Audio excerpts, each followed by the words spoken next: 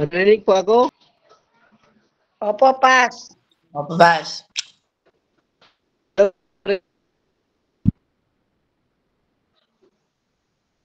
Hello, narinig po ako?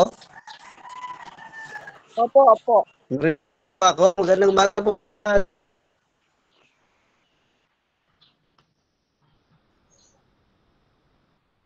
Okay po. Praise the Lord, hallelujah. So, God is good. All the time. All the time. So, magandang umaga po sa lahat. So, ang atin pong title ngayon is Love is Important. So, natin sa 1 Corinto, verse 13 to title natin, Love is Important. Saka mababasa ko ito sa 1 Corinto 13 to 13. Sabi pa ni dito, samantala natin ang tatlong ito, ang pananampalataya, pag-asa at pag-ibig. Ngunit nakadakilan sa mga ito ay pag-ibig.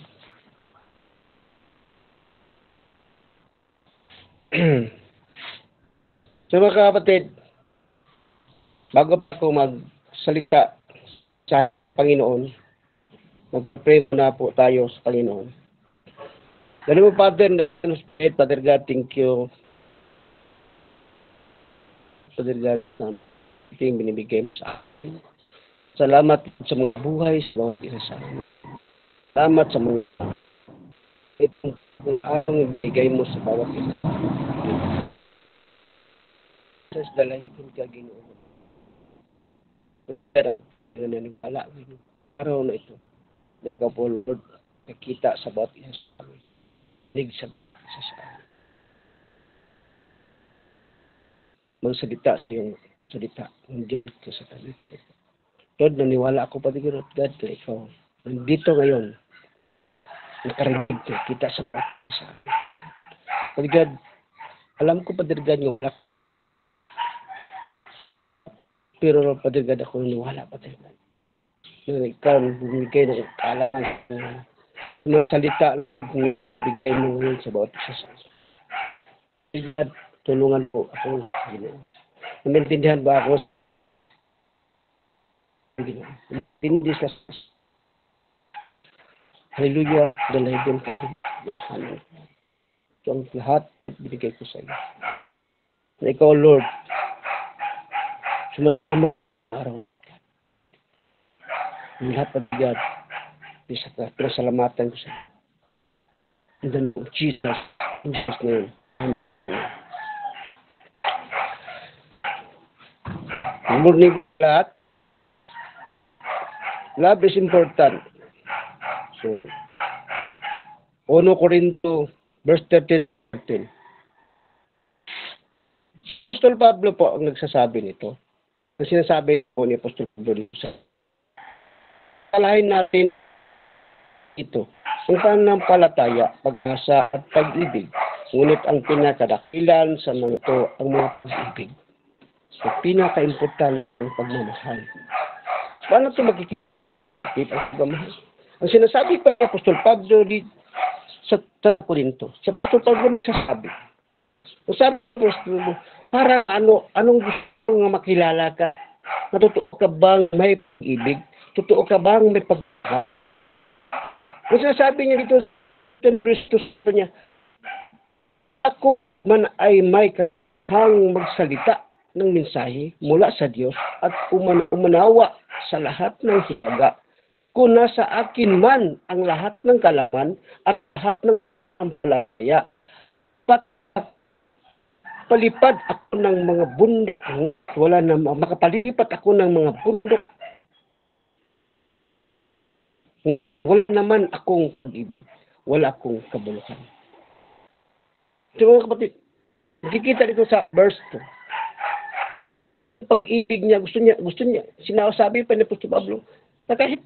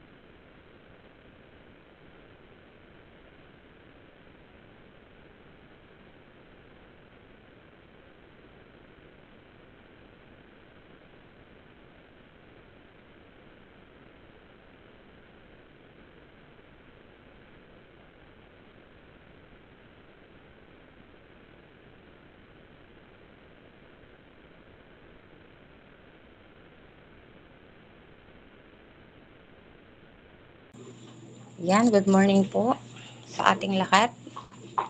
Mukhang nawalan po ng signal yung ating Pastor Virgilio. Pastor Virgilio, nandiyan na po ba kayo? Hello po.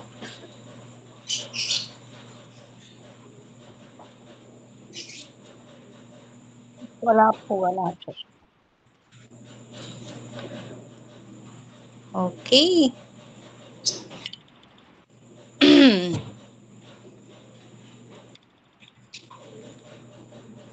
Ilagay lang po tayo ng insight no po, sa verse po na ginamit ng ating Pastor Virgilio. Ginamit niya po ay unang Korinto chapter 13, verse 13. Na mayroon po tatlong bagay na nananatili: ang pananampalataya, pag-asa, at pag-ibig. Ngunit ang pinakadakila sa mga ito ay ang pag-ibig. Napakahalaga po ng pag-ibig sa atin. Ano po? Yung pag-ibig talaga na masasabi natin na nagmumula sa ating puso. Hindi sa ating nguso, kung hindi sa puso. Kung makikita po natin dyan sa ating verse na yan, mga minamahal, ang pag-ibig ang sukatan ng tunay na espiritualidad na atin pong kinaharap. Sa kabila po ng lahat ng ating pananampalataya at pag-asa, ang pag-ibig po ang tunay na bunga ng pagiging anak ng Diyos. Kung hindi dahil sa pag-ibig ng Diyos, nasa na po ba tayo ngayon? Kaya nga po lagi nating naaalala yung John 3:16, di po ba? Gayun na lamang yung pag-ibig ng Diyos sa sanlibutan, kaya niya binigay yung kanyang bugtong na anak upang ang sinumang sumampalataya sa kanya ay magkaroon ng tunay na mararanasan natin sa ating Diyos ng buhay.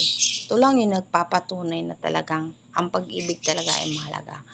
Ang Diyos yung nagbigay sa atin, Diyos din yung nagparanas ng una sa atin. No po? Kaya po, we spread love sa bawat isa sa atin. Kailangan nating ibigay na yung pag-ibig ay maging sukatan ng ating espiritualidad na pamumuhay. Kasi ang tatlong haligi ng buhay ng isang Kristiyano, pinakita diyan sa atin pong binasa na konteksto po na ginamit ng ating Pastor Virgilio. Yung tatlong binanggit diyan, yung tatlong P, no po? Tatlong P, pananampalataya, pag-asa, at pag-ibig. Yung pananampalataya, yan po yung nag-uugnay sa atin sa Diyos. Amen po ba? Ikaw at ang Diyos. Ako at ang Diyos. Yan to po yung ugnayan natin sa ating Panginoon. Kapag naputol yung ugnayan, na po, sa ating Panginoon, yung pananampalataya, parang nanghihina tayo. Amen po ba? Naranasan po ba natin yan? Kapag na unti-unting nawawala yung pananampalataya, nararanasan po tayo natin yan na nagkakaroon po tayo ng nawawala po yung ugnayan natin sa ating Panginoon kapag nanghihina po yung ating pananampalataya. Kasi more on nagsisingin sa ating mga buhay yung talagang mga dumaranas sa ating buhay. Yung talagang na-experience natin yung pagmamahal ng ating Panginoon. Kaya po, ilagay lang po natin sa puso natin palagi yung pananampalataya. Amen? Huwag po natin yang hayaan na mawala. Kasi ito po yung nag-uugnay sa ating Panginoon. And next, yung pag-asa. Kasi yung pag-asa, ito yung mahalaga. No po, mga minamahal? Mahalaga din po ito. Kasi ito yung nagbibigay tatag sa kabila ng pagsubok. Amen? Sa dami ng mga ipinagdarasal natin, ng mga prayer request.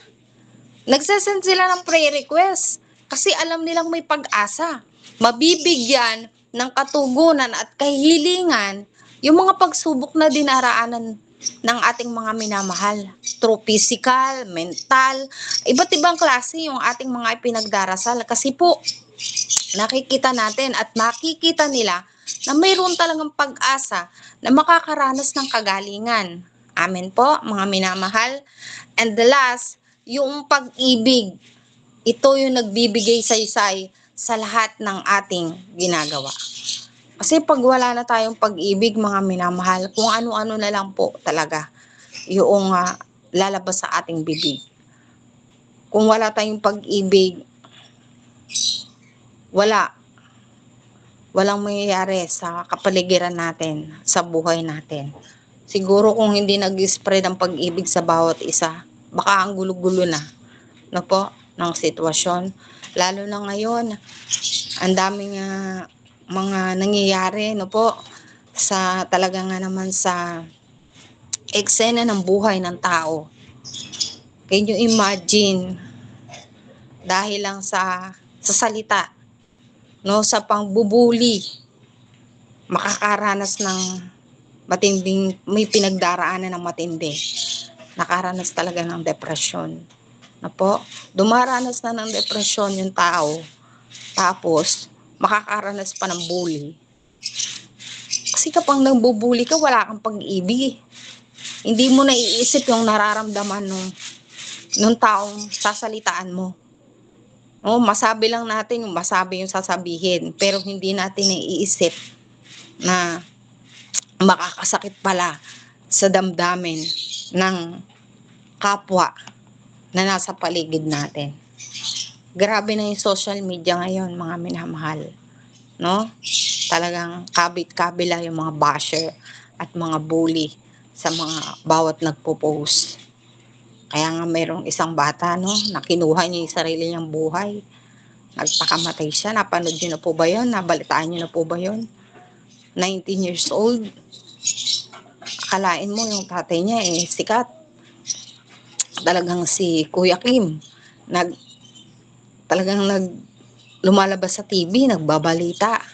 Pero imaginein mo, may pinagdaraanan pala yung anak. Tapos sa isang salita lang or sa mga salita lang ng mga tao, mga basher, mga bully. Grabe. Wala silang pinaramdam na pag-ibig. Kaya yung bata, dumanas ng sobrang depression. Alam po, may pinagdaraanan ng mental health. Tapos makakarinig pa o makakabasa pa ng mga bagay. Grabe no po. Kung in-express lang talaga yung tunay na pag-ibig, hindi makakaranas ng mga ganong salita. Hindi magbabato ng mga ganong words para makasakit ng damdamin ng kapwa. Kaya nga mahalaga ang pag-ibig na binanggit po ng ating Pastor Virgilio. Kasi kung puso natin walang pag-ibig, asa na tayo ngayon? Napakagulo na ng mundo. Dumadagdag pa yung mga tao na magsasalita pa ng hindi maganda. Kaya dapat spread talaga natin yung pag-ibig. Manatili talaga sa atin yung pananampalataya, pag-asa at pag-ibig. Dahil ito yung pinakadakila sa lahat, yung pag-ibig, mga minamahal. At nakita ko pang insight dyan, dapat ang pag-ibig ay walang hanggan. Hindi kita mahal ng 1 linggo lang, Ate Cecil. Hindi kita mahal ng 3 araw lang, Pastor Jenny. Mahal kita hanggang sa wakas. Ganun po yung pag-ibig sa kapwa natin, mga minamahal. O hindi natin mahal yung kapwa kasi nabibigyan tayo. Hindi natin mahal ang kapwa kasi May mga pabor tayong nahihingi. Mahal natin sila kahit anumang kondisyon na mayroon sila. Ganun kahalaga ang pag-ibig. Kailangan manatili yung pag-ibig natin magpakailanman. Walang limitasyon yung pag-ibig natin sa ating mga kapwa. Pag may nagawang pagkakamali, huwag nating tundukan yung pag-ibig. Bagkus, mas lalo pa nating i-comfort. Amen? Huwag tayong maging nega na pagka may nagawang pagkakamali, may nakita agad tayo na hindi maganda sa kapwa natin, wawakasan na agad natin yung relasyon natin sa kanila. Maging tayo yung instrumento ng tunay na pag-ibig. Amen? Sa mga church, yung mga nagpupunta sa ating mga bahay-sambahan, di ba? Walang mga perpektong taong nagpupunta sa loob ng simbahan. Ba't kailangan natin i-spread yung love natin sa bawat isa? Makawasak yung mga nagpupunta sa loob ng simbahan. Kasi naghahanap sila ng comfort, naghahanap sila ng kalinga. Amen? Ayun ang kailangan natin. Kailangan manatili yung pag-ibig natin magpakailanman. Kasi sa pag-ibig, nagsisimula ang lahat. Ang kautusan ng Diyos, umiikot sa pag-ibig. Sa kapwa, umiikot din. Kung wala tayong pag-ibig, walang saysay yung atin pong ginagawa. At ang ito pang maganda, mga minamahal, ang tunay na nagpapapul ng ating mga puso ay nasa pag-ibig. Hindi lang sapat yung karunungan natin, hindi sapat yung kaalaman natin, hindi sapat yung talino natin. Kasi po, ang tunay na karunungan ay ang magmahal tulad ng pagmamahal ni Kristo. Yung meron tayong pagpakumbaba, yung magpatawad tayo, yung maging tapat tayo. Yun ang maganda sa buhay natin.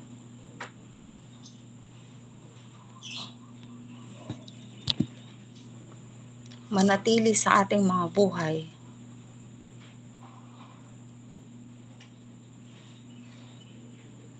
yung haligi ng isang Kristiyano.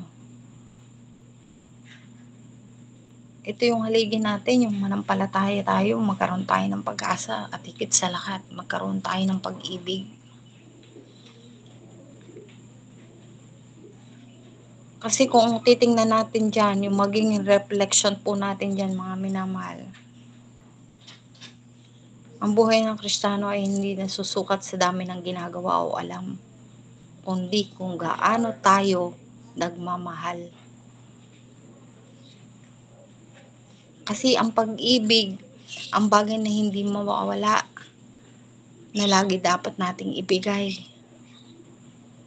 sa ating mga minamahal na kapatid. Yung maging motivation natin dyan, yung maging layunin natin, mamuhay tayo ng araw-araw na may pag-ibig. Huwag nating kalimutan ang ginawa ng Diyos para iparanas yung pag-ibig natin. Gamitin natin yung talento natin. Gamitin natin yung paglilingkod natin na mayroong pag-ibig.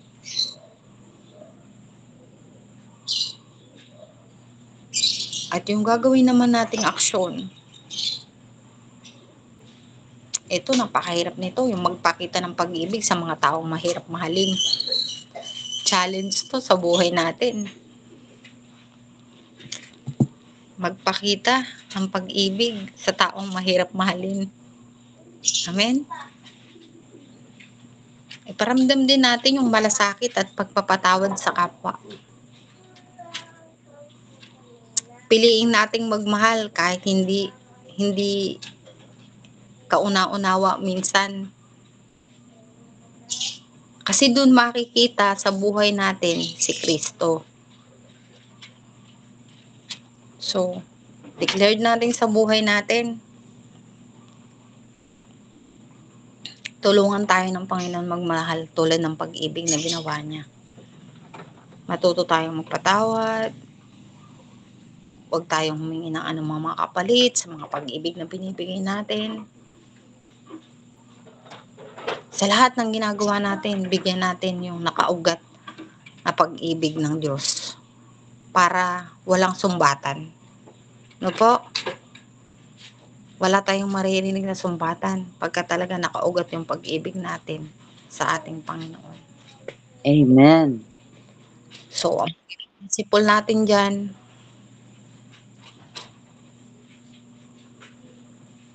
ang pinakamataas na anyo ng pananampalataya ay pag-ibig sapagkat ang Diyos mismo ay pag-ibig. Amen? Mahalin natin yung nasa paligid natin, mga minamahal. Yung pagsasalita natin, yung aksyon natin, yung kilos natin, kailangan na monitor po natin yan. Hindi yung masabi lang natin kasi gusto nating masabi. No po? Kailangan monitored po natin yung sarili natin. Magkaroon tayo ng magandang loob. Kasi minsan kaya tayo nakakapagsalita ng maganda eh. Nakikita kasi natin minsan yung mga iba, yung umaangat, kaya tayo nakakapagsalita. Pero kung titingnan natin na pantay-pantay tayo lahat sa pag-ibig ng Panginoon, kailangan matuto po tayong lumispeto sa nararamdaman ng bawat isa. Kaya mahalaga yung pag-ibig. Yung respeto. Yun po.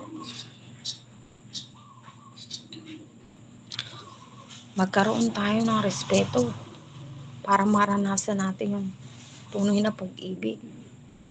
Huwag na tayong magtanim ng samaan ng loob. Huwag na tayong magtampo-tampo pa. Huwag na tayong magbigay pa ng mga salitang hindi maganda.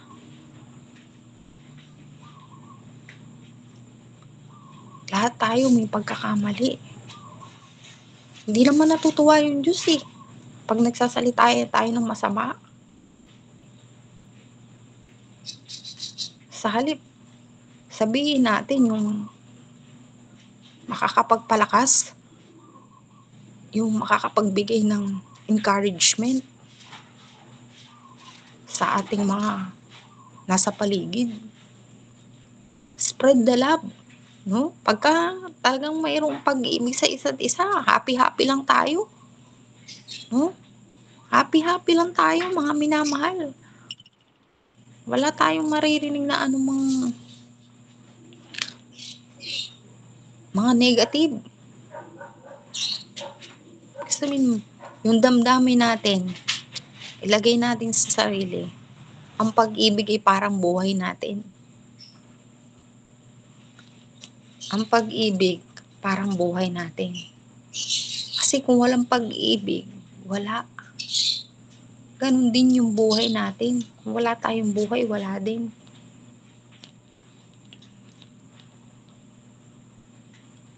Kaya binibigyan ng halaga yung pag-ibig.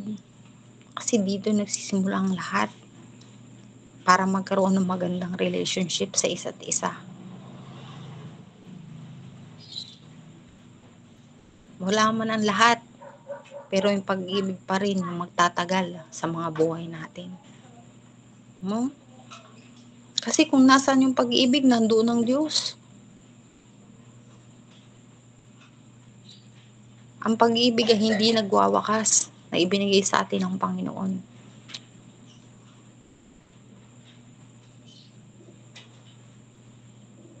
Kaya manatili sa puso natin yung pag-ibig. Kaya ganito kahalaga yun, mga minamahal, yung pag-ibig. Maging mahalaga ang pag-ibig sa ating mga buhay. Tandaan po natin, no po, ang pananampalataya, ugnayan natin sa Panginoon, yung pag-asa, ito yung nagbibigay sa atin ng lakas para intayin natin yung mga katugunan sa ating mga kahilingan. At yung pag-ibig, yung pinakadakila, no, na pinagmulan ng lahat ay ang ating Diyos. Sabi nga po sa John 13:34, magbigayan kayo ng pag-ibig sa isa't isa, gaya ng pag-ibig ko sa inyo. Si Jesus mismo yung naging huwaran ng ating pag-ibig dito. Hanggang sa kamatayan, pinakita ng Diyos kung gaano yung pag-ibig niya sa atin. Nawa po ay mayroon po tayong natutunan sa ating usapan na ito.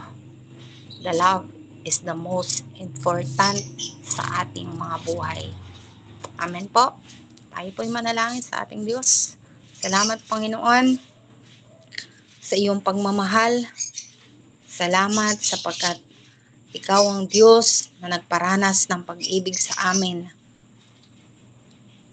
Tunay na turuan mo kami, Panginoon, na hindi magbigkas ng anumang mga salita na makakasakit sa aming mga kapwa. Patuloy na manatili lamang yung pag-ibig. Maranasan ang tunay na lalim ng pagmamahal upang hindi magkaroon ng pagkakaunawaan sa bawat isa. Salamat po sa buhay at kalakasan na patuloy mo pong ibinibigay sa amin. Salamat sa ipinamana mong pag-ibig na tunay na magagamit namin sa pang-araw-araw naming pamumuhay. Ito po yung aming panalangin sa pangalan ni Jesus.